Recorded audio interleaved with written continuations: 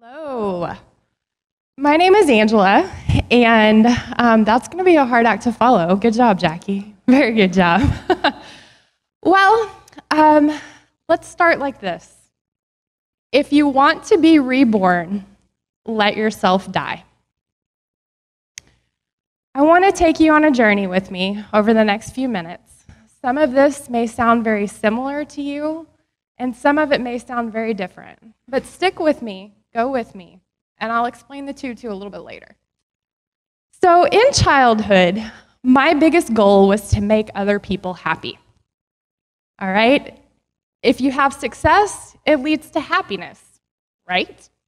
I had to have the best grades, the scholarships, graduate with honors. I had to get my master's degree. Don't take a break, get your doctorate, find a prestigious career, check the boxes. Sound familiar to anybody? Okay? I lost myself along the way. I'm not sure if I really ever knew myself, honestly. In graduate school and as a young professor, I studied women's mental health. We oftentimes study those things that are the most important to us, those things that maybe mean a great deal.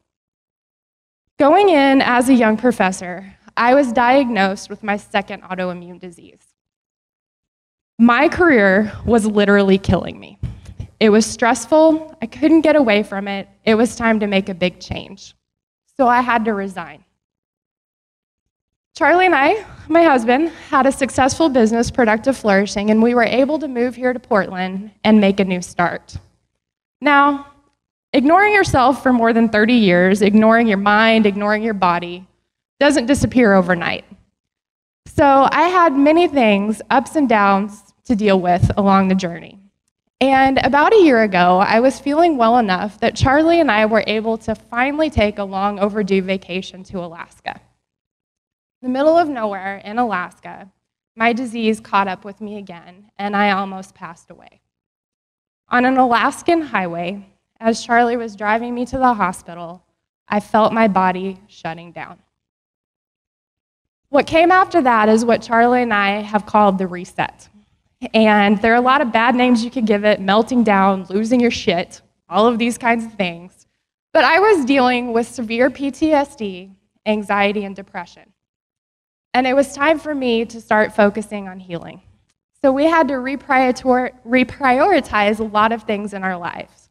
I was out of the business for 6 months, and things just weren't going the way that we had planned. Well, little did I know that this was actually probably going to be the best thing that could ever happen to me. Geeks, I know, right? During this time is when I finally found my purpose. Prior to this, I had compared myself to other people throughout my entire life. Compare and despair is what we talk a lot about now. Now I believe that each and every one of us have something unique inside ourselves that we can gift to the world. It's why it's important that we do understand our brain and our body and how they work together, especially women. We are 2 to 6 times more likely to deal with anxiety disorders than men are. Think about our socialization as well.